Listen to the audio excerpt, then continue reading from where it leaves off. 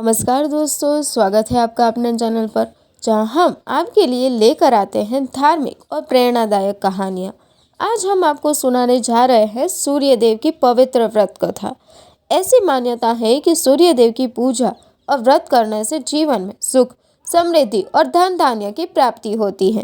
तो चलिए इस अद्भुत कथा को सुनते हैं। रविवार का दिन सूर्यदेव को समर्पित होता है।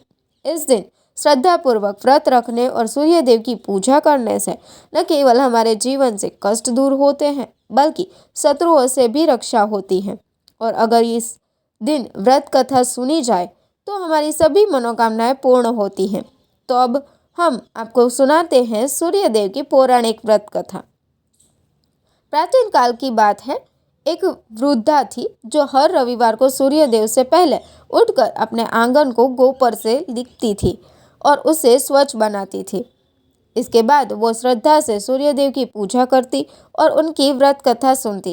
इस दिन वह केवल एक बार भोजन करती और उससे पहले सूर्यदेव को भोग लगाती थी। सूर्यदेव वृद्धा से प्रसन्न थे।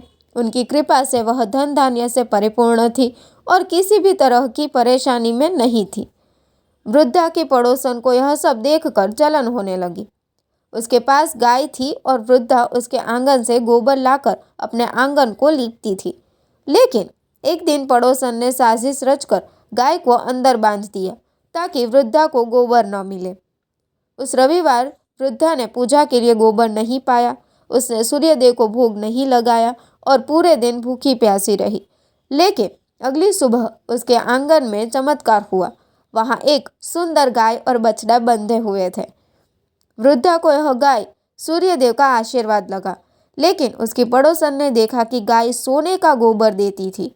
उसने चालाकी से वह गोबर अपने आंगन में डाल दिया और कुछ ही दिनों में धनवान हो गई। पड़ोसन ने राजा को गाय के बारे में बताया। राजा ने गाय को अपने महल ले जाने का आदेश दिया। जब राजा ने गाय का सोने का गोबर देखा तो वह बेहद प्रसन्न हुआ। लेकिन वृद्धा ने भूखी प्यासी रहकर सूर्यदेव से प्रार्थना की। सूर्यदेव ने राजा को सपने में आकर कहा, यदि तुमने वृद्धा की गाय लौटाई नहीं तो तुम्हारे राज्य पर संकट आएगा। डर के मारे राजा ने अगले ही दिन वृद्धा को गाय और बछड़ा लौटा दिया।